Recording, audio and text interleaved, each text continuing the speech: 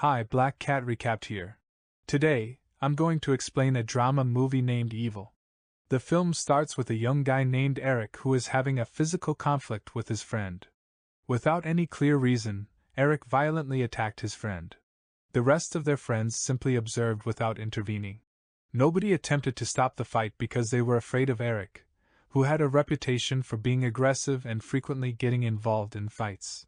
Later on, the principal, who could no longer tolerate Erik's troublesome conduct, summoned him. As a result, Erik was promptly expelled from school. When Erik arrived home, he still had to endure being caned by his stepfather for the violent incident that led to his expulsion from school. Despite being aware of this, Erik's biological mother didn't intervene. She believed that Erik needed to face the consequences of his actions in order to learn from his mistakes. Erik's mother introduced him to her lawyer friend Gunnar, who gave Erik his business card and offered assistance if he ever needed help. Erik looked at the card, feeling confused. After Gunnar left, Erik's mother expressed her disappointment regarding his expulsion from school. She then informed him that she had already enrolled him in a new school. Erik's mother sent him to Stjarnsberg, an all-boys boarding school. Erik's mother expressed her hope that he would seize this opportunity and change his ways, emphasizing that this was his final chance to avoid expulsion. Erik nodded in comprehension and made a promise to his mother that he would attend school diligently, graduate successfully, and not let her down. Upon arriving at his new school, Erik appeared in a uniform and with a short haircut. His assigned roommate happened to be Pierre, who was known as the most intelligent student in the school. They engaged in conversation and quickly found that they could easily get along due to Pierre's friendly nature. That evening, Erik and Pierre joined the dinner in the hall. Erik was introduced to Johan, who explained that each school has its own traditions, and in this school, students are treated based on their social status. After Johan made that statement, a student sitting next to Erik was abruptly summoned by two other students at the end of the table, Otto and Gustav. The student who was called came from a humble background, while Otto and Gustav were the sons of wealthy nobles. Otto and Gustav, coming from privileged noble families, frequently engaged in bullying towards students from ordinary backgrounds. They acted with impunity due to their influential family status, as they were not afraid of facing expulsion from the school. Otto and Gustav are also members of the school's student organization, which grants them the authority to punish other students. After dinner, Pierre invites Erik to smoke with him for a while. Initially, Erik declines the offer because he had made a promise to his mother not to break any rules. Johan cautioned that they would face severe consequences if caught smoking. However, Pierre assured them that they wouldn't be caught, eventually convincing Erik to give in to the temptation. The next morning during breakfast, Otto and Gustav summoned Erik. They claimed it was a welcome gesture to educate him about the school's traditions as a transfer student. However, Erik promptly declined their offer. As a result of his refusal, Johan ended up bearing the consequences on Erik's behalf. Otto inflicted a head injury on Johan, causing him to require medical treatment. Later that evening, Otto and Gustav planned to play another prank on Erik. They summoned Erik to their designated meeting place and instructed him to clean up a pile of dirty shoes that had accumulated on the floor. Once again, Erik defied their orders and promptly left without complying. An irritated Gustav turned to Otto and inquired about what they should do with Erik. Frustrated by their attitude, Erik confided in Pierre, revealing everything that had transpired.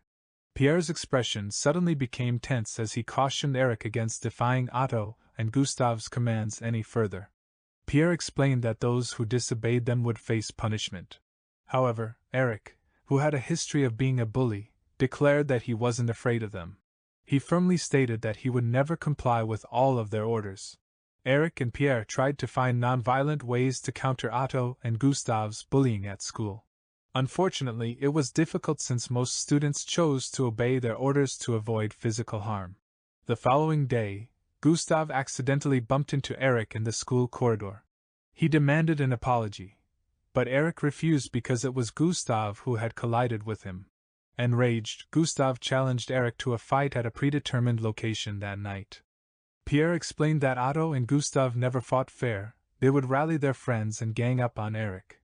That night, Erik planned to accept Gustav's challenge, but eventually gave up, remembering his mother's advice to behave well in order to graduate. Back in the room, Pierre invited him to smoke to relieve fatigue. At the battle arena, Erik didn't show up, leading Otto to label him a cowardly rat, while his friends cheered.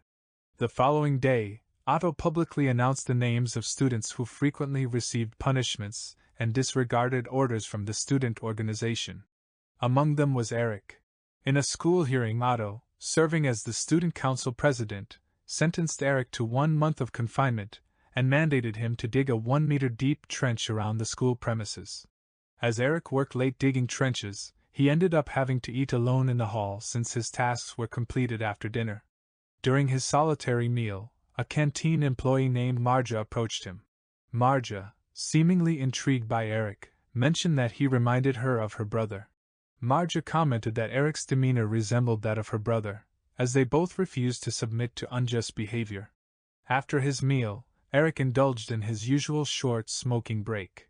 While smoking alone, Marja unexpectedly joined him and expressed concern about the health hazards of smoking, as well as mentioning the smell of Erik's breath. Marja then proceeded to kiss and embrace Erik tightly. Both Erik and Marja were aware that the school strictly prohibited romantic relationships between students and staff members. Otto and Gustav once again concocted a plan to prank him. This time, Otto and Gustav planned to splash dirt on Erik while he was sleeping. Their scheme, as expected, succeeded. Erik and Pierre were jolted awake and promptly cleaned the dirt from their room. However, Erik was not one to remain silent. Determined to get revenge, he collected the leftover dirt, stealthily entered Otto's room, and splashed it on Otto while he was fast asleep. The next day, while in the dining hall, Erik deliberately made loud remarks for all the students to hear. He exclaimed, "Do you guys smell this terrible odor?" and proceeded to sniff around, ultimately stopping in front of Otto, who was having his breakfast. Erik then openly declared to everyone that the smell of dirt was emanating from Otto. Otto, enraged by Erik's mockery, brutally punched him in the face. Despite the assault, Erik refrained from responding because of his promise to his mother.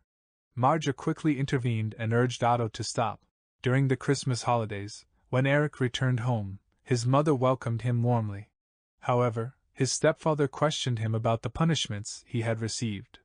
Erik honestly explained that he had disobeyed a powerful student who happened to be a noble's son. His stepfather emphasized that Erik should have obeyed and flattered him due to his noble status. Erik's stepfather gave him another caning due to his bad report cards and school punishments. His mother, knowing about Erik's struggles, didn't intervene. After the Christmas holidays, unable to overpower Erik, Otto and Gustav redirected their attention towards Pierre, Erik's roommate and only friend. Otto called out to Pierre in the dining hall, but Pierre declined as he believed he had done nothing wrong to warrant Otto's targeting. Otto, determined to provoke Erik, issued a challenge to Pierre for a fight after the last class. Otto threatened to punish Pierre if he failed to show up. It was clear that Otto and Gustav deliberately targeted Pierre to taunt Erik. Erik, being protective of his best friend, would not simply stand by and watch as Otto and his followers ganged up on Pierre. In that scenario, Otto and Gustav planned to target Erik next, leaving no students who dared to defy them. That evening, Pierre reluctantly accepted Otto's challenge. The battleground was set, with Pierre arriving alone while Otto and Gustav were surrounded by their loyal followers. Pierre's fight against Otto proved to be mismatched, as he quickly fell to the ground with minimal effort from Otto. Erik's location remained unknown, while his best friend endured the torment inflicted by Otto and his followers. By the time Erik arrived, Pierre had already been defeated, and it was too late for Erik to intervene. Erik brought Pierre to their room and tended to his wounds, allowing him to rest. After ensuring Pierre's comfort, Erik stepped out of the room. Erik and Marja spent the night together, engaging in an intimate encounter until morning. However, upon awakening, Erik's concern for Pierre's well-being compelled him to hurriedly return to their room. To his astonishment, the room was vacant, and Pierre had left, taking his belongings with him, indicating that he had made the decision not to return to school again. Pierre left behind a letter apologizing for his sudden departure. In the letter, he acknowledged Erik as a true friend and urged him not to give up. Motivated by his friend's words, Erik rose with a newfound determination and revealed his true identity. He vowed to seek revenge on Otto and his henchmen for their cruel treatment of Pierre and the other students. In the dining hall, Erik challenges Gustav and von Schenken to a fight in the arena within an hour. Despite their intimidating presence, the two delinquents proved to be all talk, relying on their family's influence. Surprisingly, Erik, who had his own delinquent past, effortlessly overpowers Gustav and von Schenken. Now in a position of power, Erik confronts a shocked Otto and declares that he will be the next target of his retaliation. Instead of responding to Otto, Erik heads to the school kitchen in search of Marja.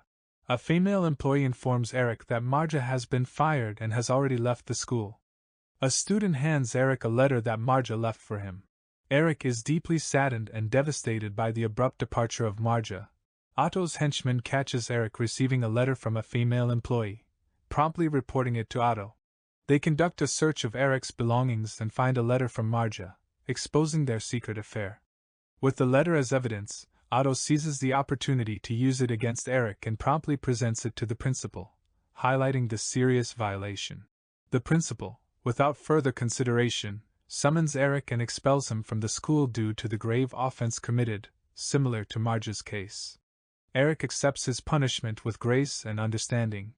Erik appeals to the principal to return the letter from Marja, explaining its sentimental value as his only memory of her.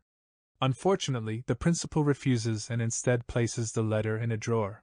Fueled by a desire for revenge, Erik resolves to avenge Otto for all the hardships he endured during his time at Stjarnsberg. Given that Erik has already been expelled from school, he feels liberated to confront Otto and seek revenge. Erik locates Otto walking alone in the woods and confronts him, brandishing a stick and forcing him to kneel down.